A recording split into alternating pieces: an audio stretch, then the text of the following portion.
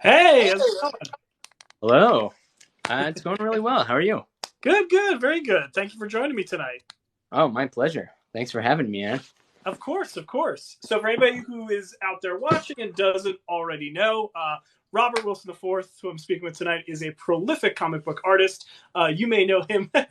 You may know him from such works as his creator-owned book Heartstopper, or the recently released barbaric one-shot Barbaric Harvest Blades. Thank you so much for being here tonight with me. Yeah, thank you. So what I like to kind of start off asking anybody who I speak to in these sort of chats is ask them about your comic book origin.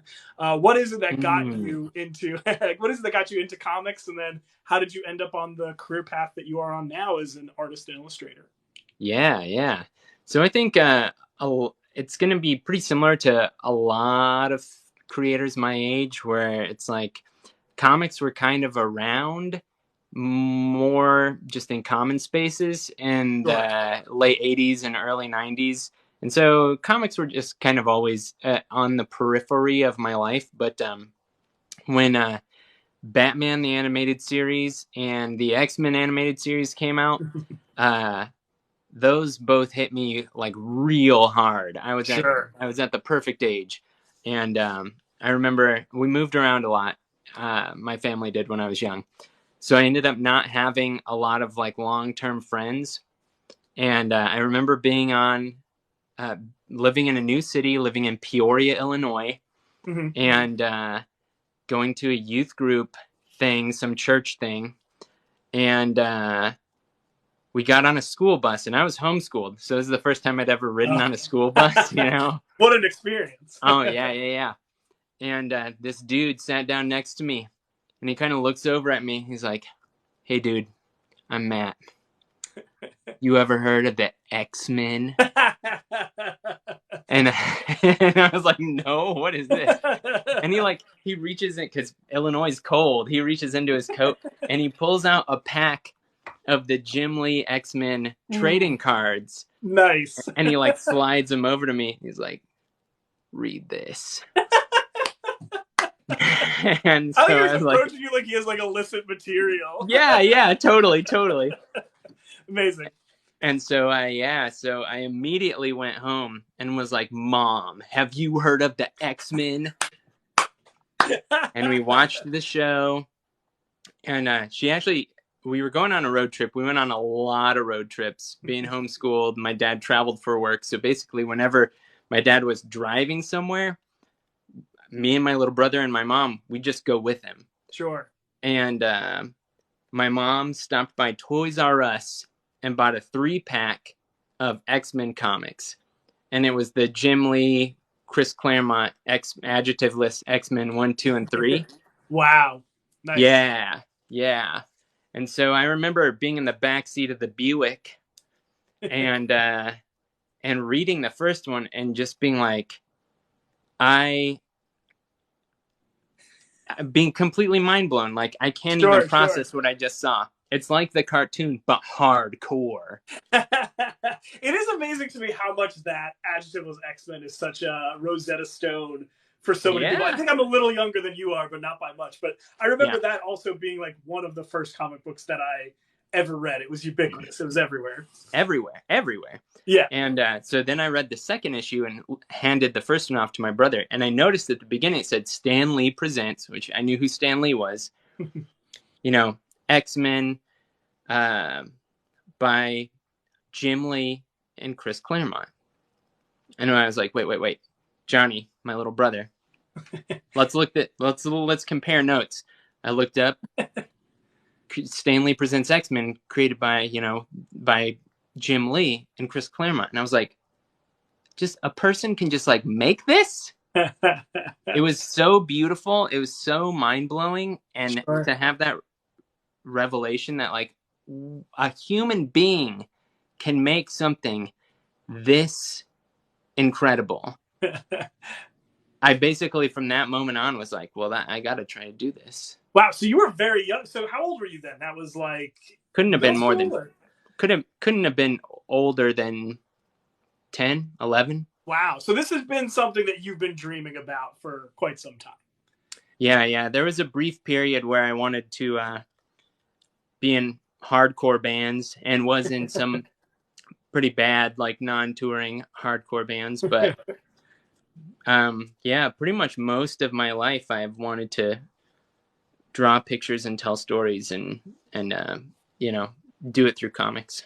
Well, as speaking as a person who has no, artistic ability whatsoever, a thing that I'm always fascinated by is how does an artist develop their own style? Because I feel like you have a very distinct style that Thank lends you. itself very well to so many different genres. And Mm. I'm curious, like you were saying, you were so young, almost like 10, 11 years old.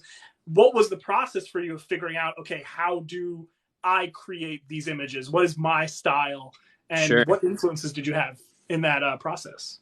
Yeah, well, I think that so much of an artist's real early style is just your taste, right? Who you're choosing to copy. And for me, like Jim Lee was the greatest artist who had ever lived, you know? Sure. Like Raphael can get lost, Caravaggio. Peace out, idiot. Jim Lee's in town. And so, yeah, I was just copying Jim Lee. I was copying, really liked Eric Larson a lot. All the Image guys, hit real hard. And they had already left Marvel when I had picked X-Men up. I'm buying back issues from Toys R Us. I didn't even know comic shops existed. Yeah, I mean, now Toys R Us doesn't exist, but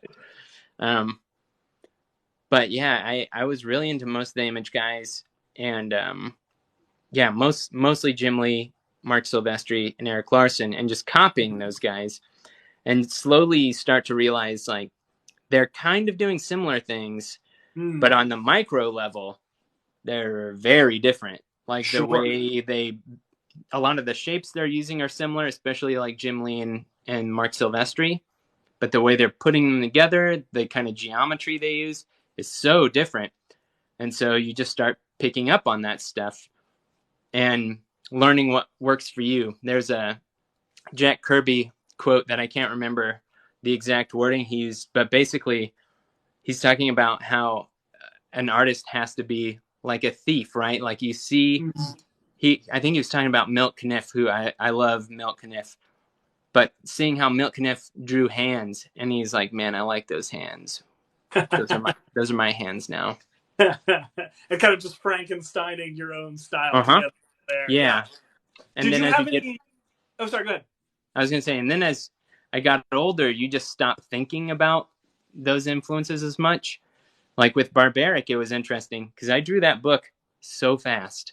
They approached me because I'd been talking to Vault for a while about another book, and they had an artist drop out of doing I was going to ask you about that because I feel like when I first saw it solicited, I don't think I saw your name on it. And then only I think I saw you put a TikTok where you're like, hey, I'm drawing this. I was like, yeah. Robert's drawing this? Hang on. Yeah. So I got an email reply from Adrian, the editor-in-chief, because I had emailed him about another book, and he's like, hey, everything's good with this other thing, but this is not the email you were probably expecting. Which those are always interesting. So basically, because of the timeline that this other artist had to drop out, this 40-page book needed to be drawn in its entirety in about 30 days. Wow. Yeah. So I think... So taking on this task, like, what was that like for you? Well, I didn't say yes right away because the fastest I'd ever done 10 pages was like 12 calendar days, right? Wow. So a page a day, 5 pages a day in a row, then a day off, 5 pages a day, then a day off. And that's kind of pushing it, right? Like that's a lot. A page is 8-hour minimum most of the time. Yeah.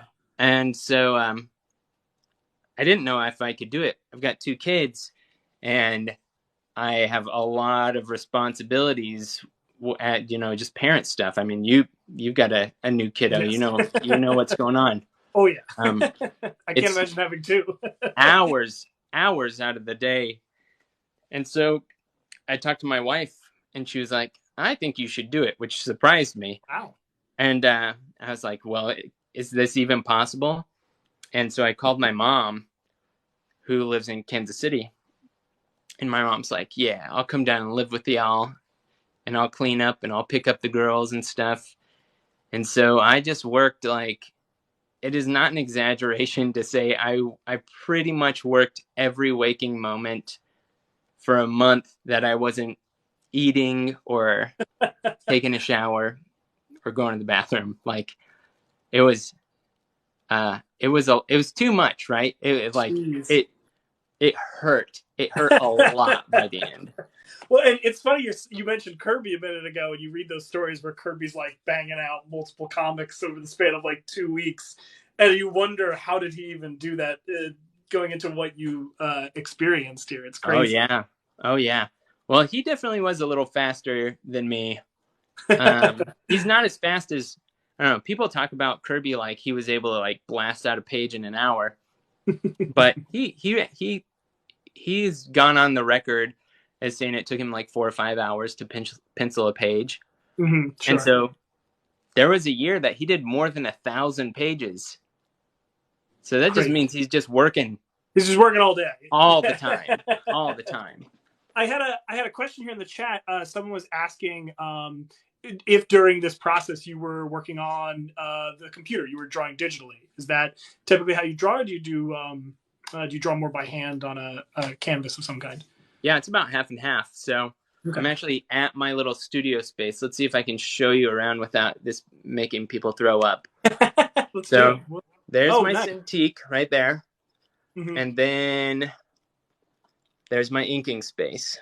Oh, wow. Okay, there you go. So I pencil on the Cintiq just because it's faster and easier, and it helps. It's a tool that I can overcome my deficiencies as an artist very easily. Sure. I've got a pretty bad right-hand bias, which means shapes tend to lean to the right. And this is very common. But with a digital tool, I can just select it, reverse it, see if it has a bias to it or not. If it doesn't, great, move on. If it does, I can just kind of, scooch it a bit. I also tend to draw things too big on the page. And so back before I had digital tools, I would draw a thing that I was real happy with and then realize, oh no, I don't have room for word balloons. I don't have room for whatever other element needs to be on the page. And I'd have to just start over. You'd have to just erase it. But with Cintiq or an iPad and Clip Studio Paint or Procreate, you can just select it and just keep the drawing. You describing all these digital tools, it makes me think, like, how did they make comics in like the 40s? Yeah. It's astonishing to think how we got any of this stuff done up until this point. I mean, I think that there are two real answers to that. Yeah. And one is you had to train yourself to overcome those difficulties, right?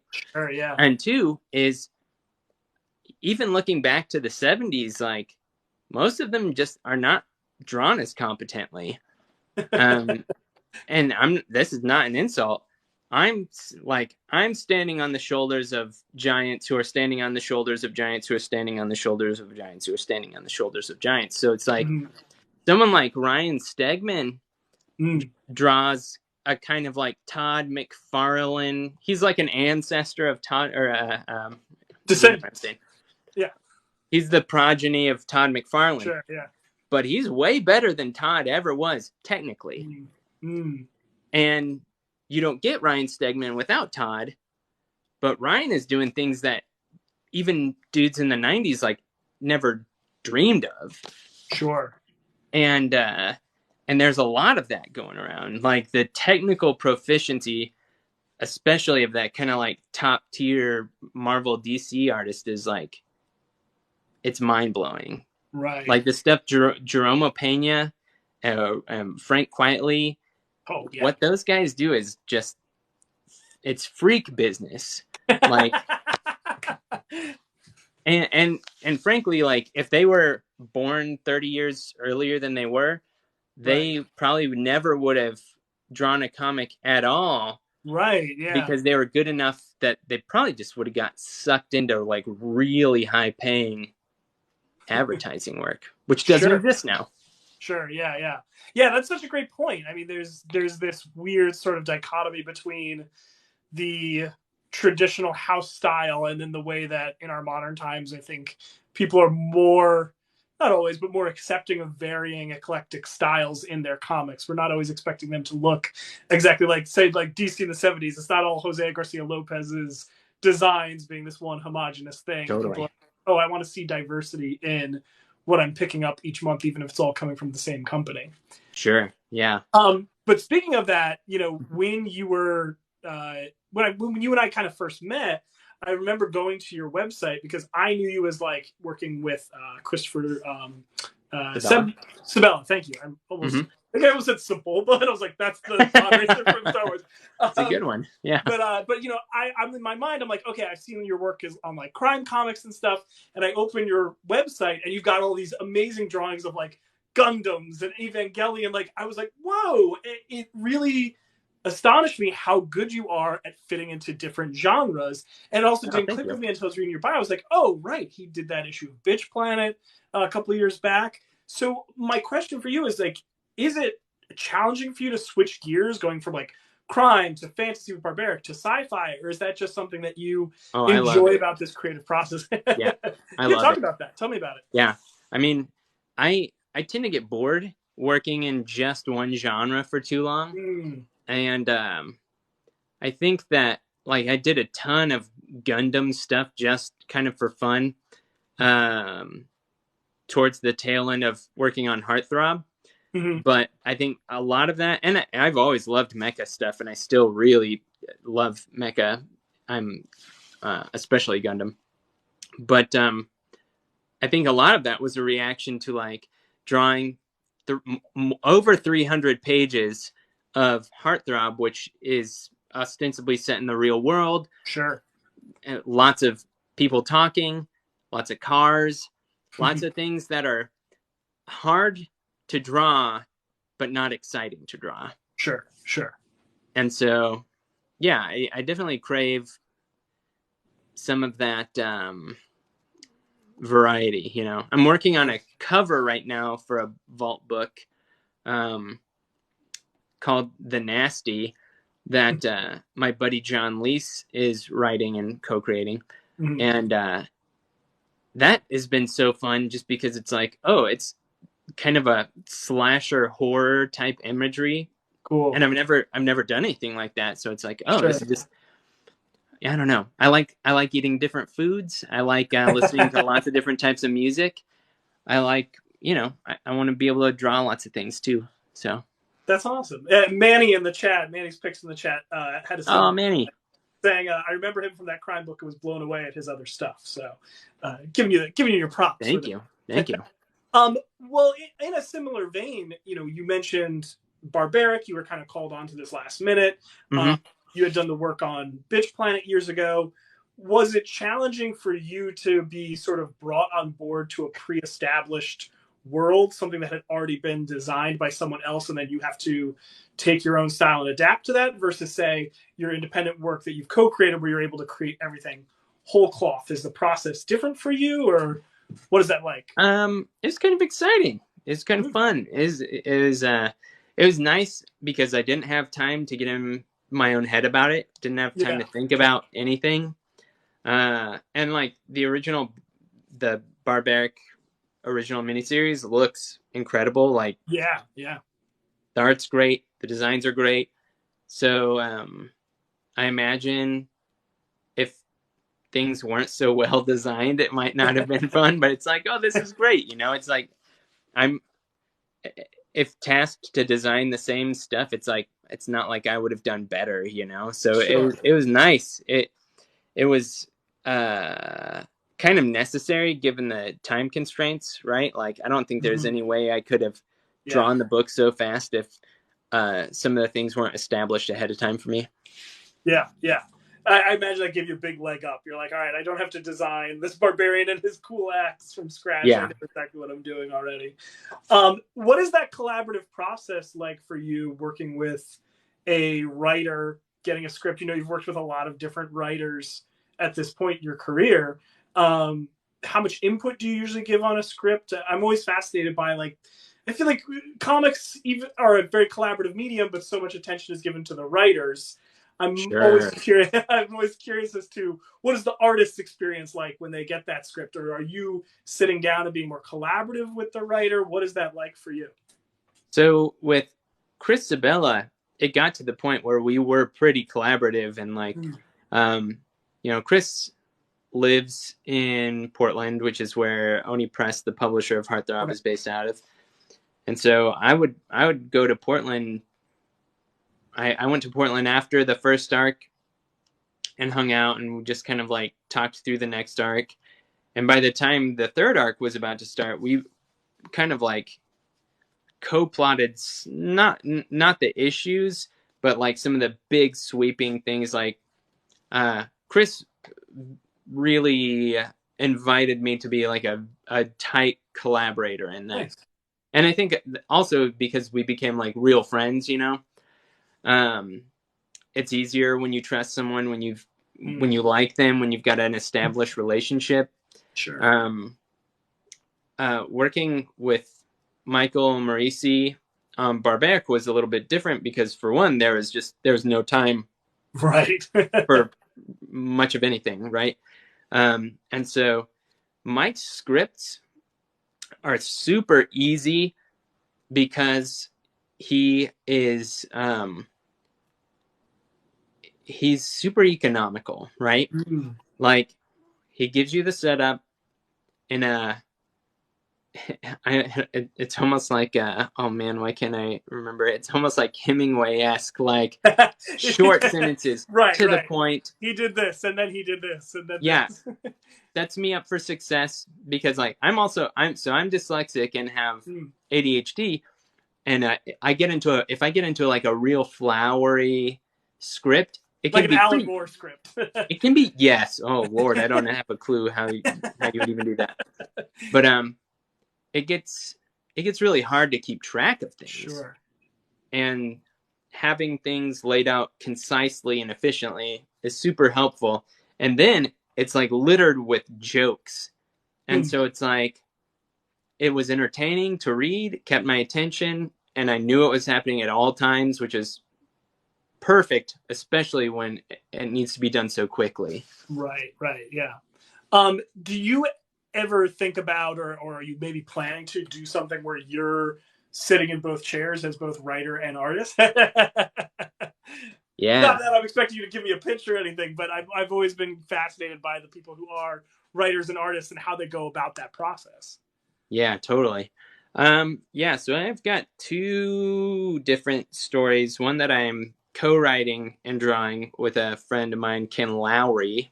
Oh, nice. And Ken's awesome. Ken and I have done a few self-published things together years back, and we've just been friends for forever. Mm-hmm. And one that I am doing pretty much totally solo. I'm writing, drawing, and coloring. So very exciting. I don't know. I'm talking with two different publishers on the two different things. Mm-hmm. And I don't really know which one is gonna hit first, but we'll see. It's kind of there are a lot of kind of hurry up and wait type things. Sure, in comics. So, well, when you are not doing comics, you have your amazing illustrative work that you do for posters, whether that's your Gundam drawings or even Galleon, or I've seen you've done band posters and things like that. And you currently have on Crowdfunder your posters that you're doing commemorating the various NASA missions. What is your process like doing those poster illustrations versus your sequentials? Are they very distinct processes, or do you kind of have similar starting points and endpoints when you go through them? Yeah, I think the process of making them is very similar. At least the process of drawing them with posters. My posters are all screen prints. They're silkscreen posters, so they have to be colored much differently, just because each color is going to be its own distinct silk screen. It's basically a stencil that you like hand squeegee the ink through. And so the coloring is very different.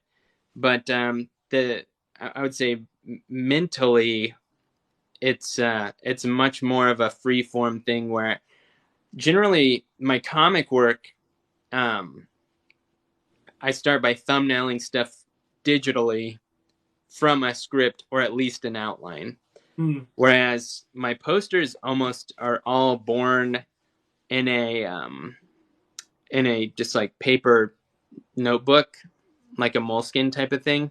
And it just kind of something pops into my mind, an image pops into my mind, and I just sketch it out, and maybe it'll become something and maybe it won't. But pretty much all my posters, from the stuff that is just me drawing the mechs I want to draw to like the tour posters that I've done for like Metallica or Weird Al or whomever, all pretty much start in my sketchbook with me just kind of having an image in mind and exploring that on paper.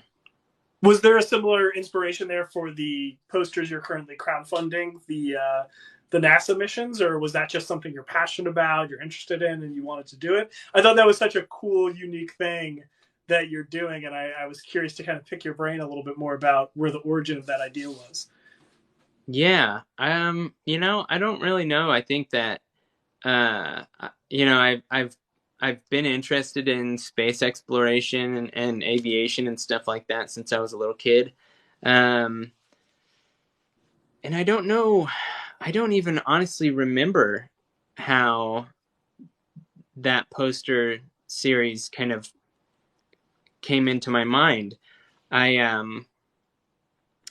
I wish I could remember, but I sure don't even know. I don't even. There is something about it was that a sort long of like, time ago. Yeah, there is something though about that mid-century modern aesthetic that I always associate with like the golden age of NASA that is Totally. very visually appealing, and I can definitely see that captured in the drawings that you have on the crowdfunder. Well, and that's like those types of aesthetics really appeal to me. Yeah, I love mid-century cartooning and poster design and architecture and product design. Like there's, I don't know, there's just like a real romance in mid-century American design and aesthetics that I feel like we don't really have anymore. And I don't think I'm being curmudgeonly about it. Like I feel like I can't be nostalgic for something I didn't live through, right? No, I understand where you're coming from. I mean, there are times where, you know, I live in New Jersey, and there are times when I travel to New York and I see the pictures of what Penn Station used to look like. Yeah. And I turn into that guy from Twitter that's like, we used to be a proper country. Like I look at that and I'm like, wow, this is really a downgrade what I'm looking at right now. Yeah. Oh, one of my favorite kind of pastimes while I'm working is like I watch so much real weird random YouTube. And one of my favorite YouTube subgenres is abandoned places, like dead malls. Sure. Yeah. And man, there's just so much fascinating abandoned dead American aesthetic. And I don't know. I feel like the kind of contemporary, I don't feel like there is much of a contemporary aesthetic. Yeah, I saw this thing recently, and I'm probably going to butcher the exact idea behind it, but I was reading something where they were sort of showing how all these fast food restaurants like Wendy's and McDonald's, they're all kind of going for this homogenized modern aesthetic now.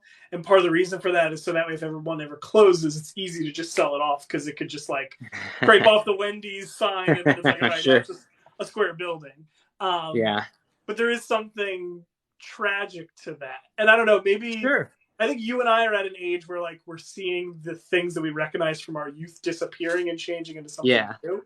So maybe we're just becoming curmudgeons. Because and it's like given the choice between like a brand new sparkly modern futurist Taco Bell building for me to live in, Right. or the one with the big arches and like the actual bell and stuff. Yeah. I would probably like to live in the modern Taco Bell, but I do kind of miss the old crusty brick Taco Bells. Sure. Oh, it's kind of one of my favorite games to play. I live in Oklahoma right now. Uh-huh. Is to drive around and see which weed shop used to be a Taco Bell. I have a similar thing, but with Pizza Huts. Yeah. There's a sushi restaurant near where I grew up that's like straight up just as a Pizza Hut. Oh yeah. Like them, man. They used to have a Neo Geo cabinet in that building with Metal Slug and Samurai Showdown. I guarantee it. It could still be there. They might have got it in the purchase. Who knows? Man, you're making me want to go explore these things. Do you find, talking about aesthetics, do you find that, even though you have now had a career for your years now, do you find that you're still finding new aesthetic tricks that you want to incorporate into your style?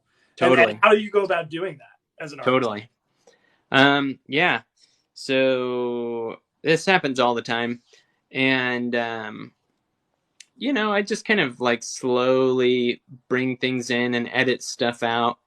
I got super into, I've been into manga for a long time, but I got super into, Takehiko Inoue's Vagabond. Oh, sure. Yeah. And Vagabond, for one, if you haven't read Vagabond, man, you should read some Vagabond. I've been trying to hunt down a good copy of it, but it's hard to track down. A lot of them have been out of print, but I've been wanting to. They put out the real thick, double Tankobon collections. This is probably the way to go. But anyways, Takehiko Inoue does just a boatload of cross-hatching in this comic. And I had kind of abandoned cross-hatching a long time ago and thought that it was, not a very tasteful thing and kind of, I don't know, kind of just like a useless, squirrely aesthetic thing. And mostly because a lot of the cross hatching that I was used to was pretty much that, was like the stuff that people who saw Jim Lee doing it tried to do, but weren't actually as good an artist. That was exactly what I was going to say, like pale imitation. Speaking of the Image guys, pale imitations of the Image guys, right? Yeah, because Jim is actually like, man, he's still amazing. Like that guy still is so impressive to me. But Takehiko Inoue is really communicating light and mood, value. Sure. And just like serving like such thick vibes that and that's what I want, man. I want my stuff to have vibes, I want my stuff to give people feelings. I think that is the sign of a true artist, is when you can evoke a mood or a tone. Yeah. Purely through whether it's the shading or the cross hatching, like you're saying. Hard to do. And so I was like, I'm going to try it. If Takehiko Inoue can make it work, if one of the greatest comic illustrators to ever live can make it work, maybe I can too. And so, I just started pulling some of that stuff in. A lot of it I've kind of hopefully refined down to like what Naoki Urasawa does. Naoki Urasawa is like one of my favorite cartoonists ever. I adore him. Asadora, I eagerly await the volume every couple months. It's phenomenal. Yeah, I read. So I recently took my first vacation, and so long I can't even remember when the last one actually was. But like the kids stayed at my parents' house, and me and my wife went on a vacation with a few of our friends from college, and it was amazing. And I took like a third of suitcase full of manga and just read it all. And so I read the first 3 volumes of Asadora, and it's incredible. And I can't wait to finish it. It's so good. And it's so funny too, because when I describe it to people, I'm like, it's basically this really emotional slice of life anime, and then you remember there's a kaiju that's lurking somewhere in the background. And also Godzilla's in there somewhere. like the tonal balance that he pulls off in that book is wild. It's incredible. Yeah. Have you read Monster? I have not. No. I've only read Pluto was kind of how I got introduced to him, because I'm kind of new to manga, if I'm being honest. Sure. And I partly am getting into it because I teach a graphic novel class at the school that I work at. Oh, that's neat. Yeah, and obviously the kids these days, they love manga. So yeah. I'm trying to enhance my knowledge of manga and like take their recommendations of stuff and incorporate that into the class as well. But yeah, thank you. Sorry, one of my viewers said, "Oh well, welcome to manga. Glad to be here." So yeah, I'm picking up stuff, and my thing is I always get very intimidated when something has tons of volumes already. Oh yeah. When Pluto was like 10 volumes, I'm like, cool, that's like Sandman or like Y the Last Man. I can accomplish this. Yes, exactly. But when they're like, all right, One Piece, it's 1 million volumes. You'll die before you finish it. I'm like, that doesn't sound appealing. I don't want to do that. Yeah. So, I totally get it. Keeping my toes in. Yeah. But I think you should try out Monster. I know. I should. I keep hearing it's great. That's the one thing by him that in 20th Century Boys. I'm like, I gotta go up and read them sometime. 20th Century Boys. There you go. A lot of manga. Have you found that in your more like contemporary style that you're influenced more by manga than like the Western comics that you grew up with, or? Yeah, totally. Yeah. Why do you think that is? Because not to put you on the spot. Oh no, I love it. Because cartoonists like Naoki Urasawa are telling stories that just resonate with me more, and it's not because there aren't Western cartoonists that make work that resonate with me. Daniel Warren Johnson, man, that guy. Every time I read one of his comics, it's like, okay, well, there's a little trick I can use. There's something that's going to influence me. Cliff Chang, same with Cliff. Yeah.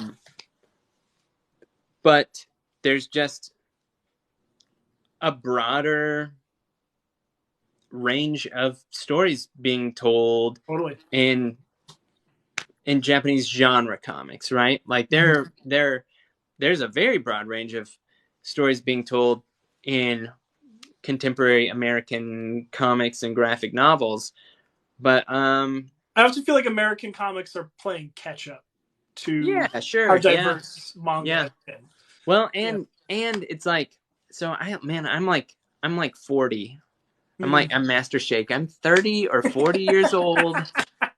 I'm 33, so not that much younger than you. And so most of the real interesting, diverse, thematically diverse, like stylistically diverse stuff is being told by and for younger audiences. And that is amazing. I love that so much. But I find myself gravitating towards kind of a seinen mindset, if that makes sense. Like I like a lot of genre fiction. And I want it to be not dumb, Sure. It doesn't have to be ultra sophisticated, right? But like I find myself like way more interested in stuff like William Gibson's work than I do in like superhero stuff for the most part. And by the way, that's not me saying that superhero stuff is dumb. It is a little dumb, but that is also why I enjoy it. There's just a lot of dumb stuff, right? We live in a mediated age, where being thoughtful is not necessarily rewarded. Yes, that is absolutely true. Yes. And so, like, I think that stuff. I think Paper Girls is a great example of like a very thoughtful, interesting genre story. But it's like that kind of like thoughtful genre story for grown-ups is like a whole broad like marketing category in Japan. Sure. Whereas it's kind of not here, you know, like we basically have like YA and adult. Yeah. And adult fiction basically means like real world, you know, sure. dramatic situations. And that's like cool and fine. It's just not what I'm drawn to. And YA is like, I don't know. Well, as a 40-year-old, you're just like, well, this isn't for me. That doesn't make it bad. It's just not something Exactly. that you're not the intended audience for it. Whereas Right. Naoki Urasawa I just like, and I want to make stories that I feel like a lot of the YA stuff I read kind of like is a bit talking down to the reader. And I want to make stories for teenagers and young adults that not only doesn't talk down to them, but kind of expects a lot out of them. Sure. And like, man, I don't know. I've been reading a lot of William Gibson, and this guy, man, he expects a lot from his reader, and I feel like it's so rewarding. Sure. It's so rewarding. Yeah, I think that's always a difficult balance to strike, because I think now we're living at a time where the young adult market is bigger than ever. Yeah. Right? Which is a great thing. Absolutely. But I think then you do end up in a situation where, because it is inundated, and I don't know, I also don't want to sound like I'm talking poorly about young adult, because I also don't feel like I've read everything. You know what I mean? But you do have a situation where it's like, just like with any genre, you're going to have to separate the wheat from the chaff, right? You're going to have to try to find like where are the truly great things. Yeah. And I think you don't find out what are the truly great works until maybe like a decade or two down the line. At least, yeah. And you could say like, okay, these are the ones that withstood the test of time, and we could say like, these are the great works, you know? And to clarify here, I actually don't think any of this is the fault of either the creators or the audience. I think that this is largely a marketing problem. And like I've pitched a few stories that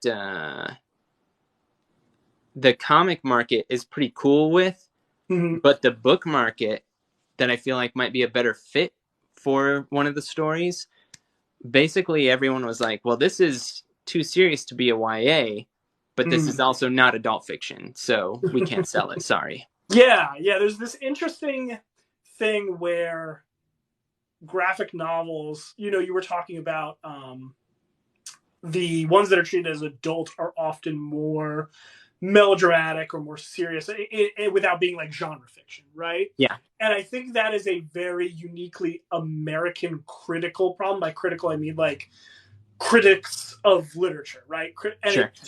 It took like Maus, and this is no shade to Maus, but like Maus, which is a work about the Holocaust, to be the first thing that really broke through as a graphic sequential work that people started to actually take seriously from a critical perspective about the heaviest topic you could ever possibly have. Right. Yeah.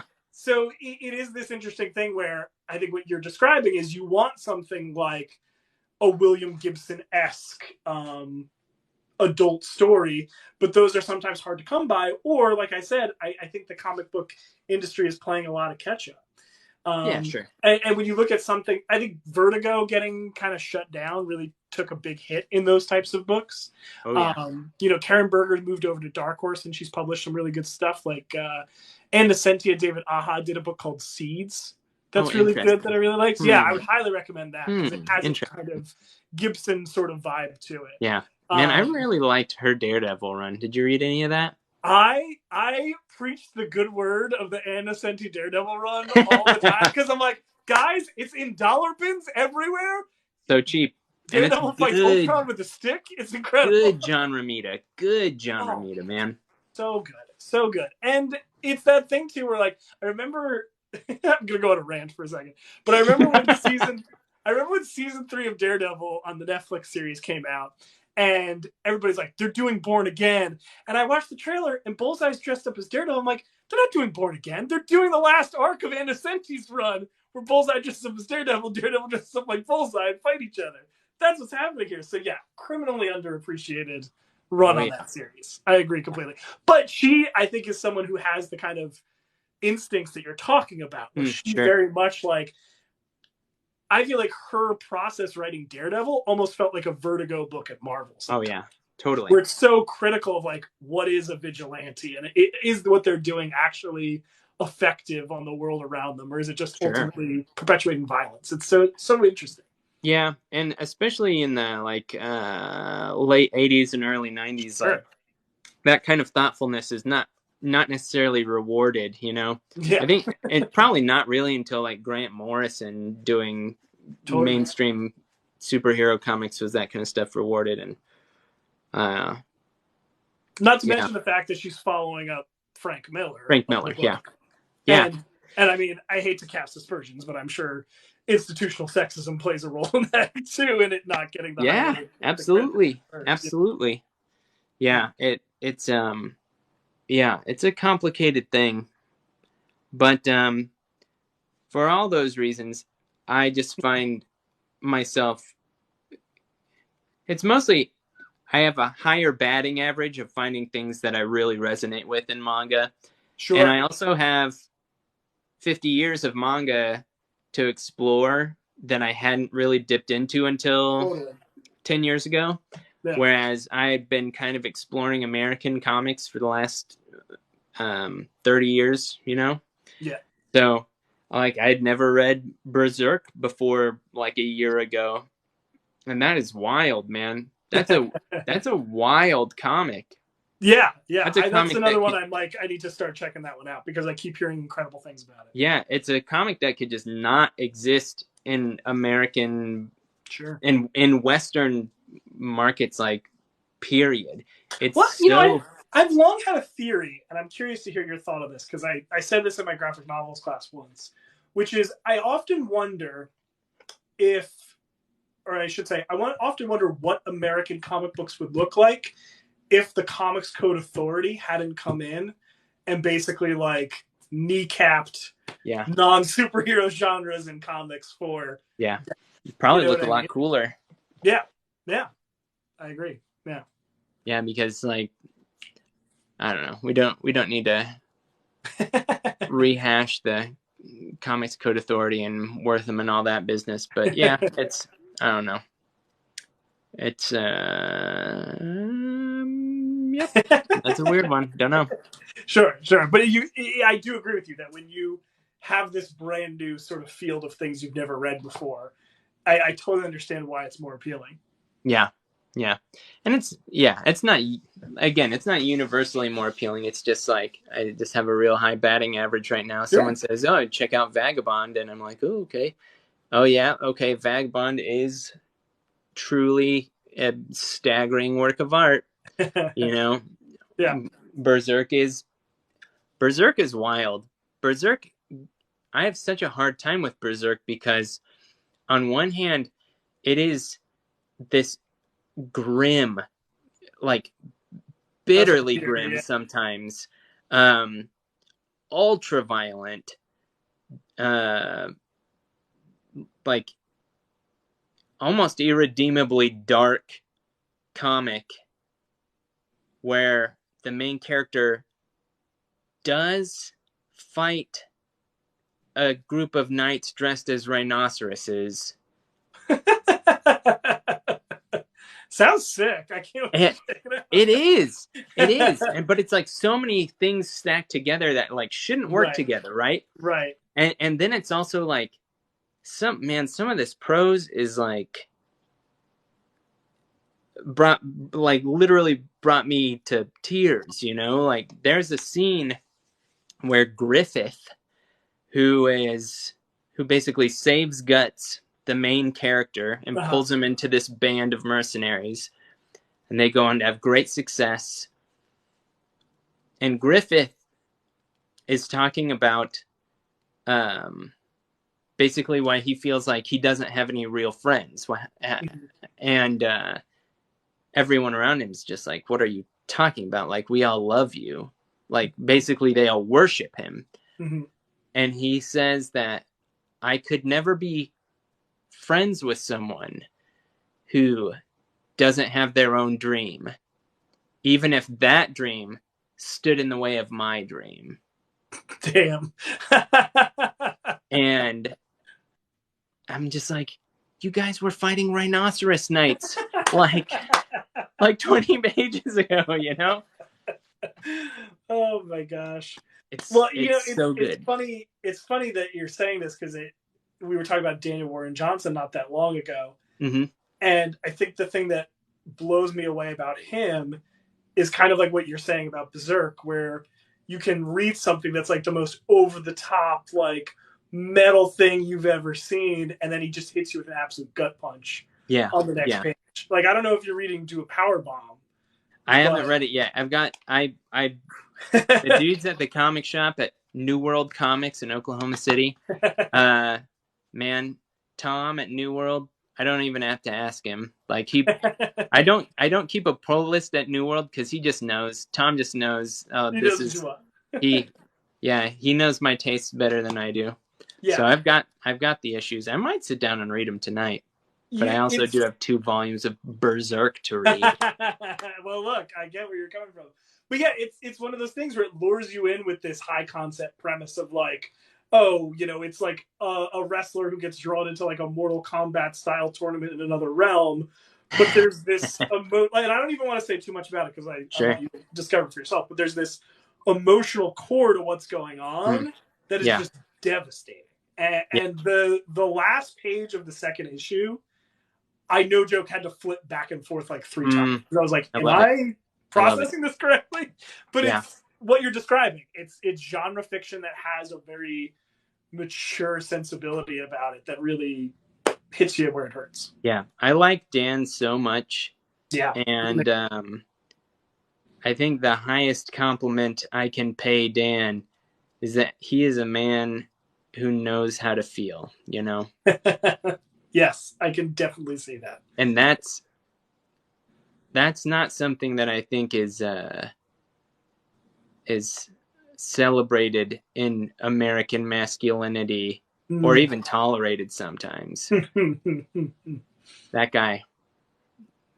Yeah. Yeah. I agree. Well, we've been talking for almost an hour now, so I wanted to hit you with my last question for you. Okay, sure. Which is just simply, you know, for someone like you who has been aspiring to be a comic artist from a very young age and has now, I would say, achieved that goal, what advice would you give to anybody out there watching who is an aspiring comic artist that you feel like was the most valuable thing for you on your journey? Yeah. So here's the thing. It's real easy to feel like you haven't made it until you've got the cosign of a certain publisher or even creative person. And this is something I have to tell myself all the time because I recently had a book deal that I was very excited about. And it was going to be a 3-book deal for a thing I was writing and drawing. And now I don't really know what's going on with it because... I think I know what you're alluding to. Yeah. And, you know, so I would say to anyone who wants to make comics or movies or music or anything they want to put their heart into, you know, creating, do not wait for permission. No one who can give you permission is going to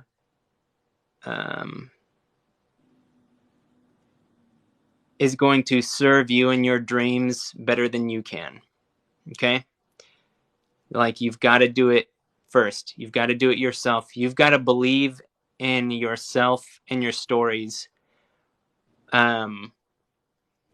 more than you need anyone else to. And that's hard, right? Yeah. That's not easy to do. That's something I have to hype myself up for sometimes. and you might have to hype yourself up for it. Sometimes you'll have to hype yourself up for it a lot. But if it's something you really want to do, if it's something you believe in, then you've got to give yourself permission, because there's no permission from the outside that's going to make it happen for you. No. Beautifully said. I'm getting emotional, and I'm not even inspired. That was beautifully said, man. Thank you so much. My pleasure. Thanks for having me, man. It was such a good conversation. Yeah, this was amazing, and please keep me posted on any movements on your new works that you got coming out, because I definitely would love to read them. And make sure you go support your crowdfunder campaign. Oh yeah, because I saw it was funded today, which is awesome. Yep. How much longer is that running for? So the kind of campaign part is over, but kind of the neat thing about crowdfunder is it's extremely flexible and like creator friendly Awesome. Platform, and they basically let you leave up the campaign as a pre-order mechanism. Oh, awesome. And so right now, pre-orders are still up and are probably going to be up through the end of this month. Excellent. Awesome. Well, thank you again so much for taking the time to talk to me. I really appreciate it. Yeah, my pleasure. Thank you so much. Have a good night. You too. Bye. Thank you.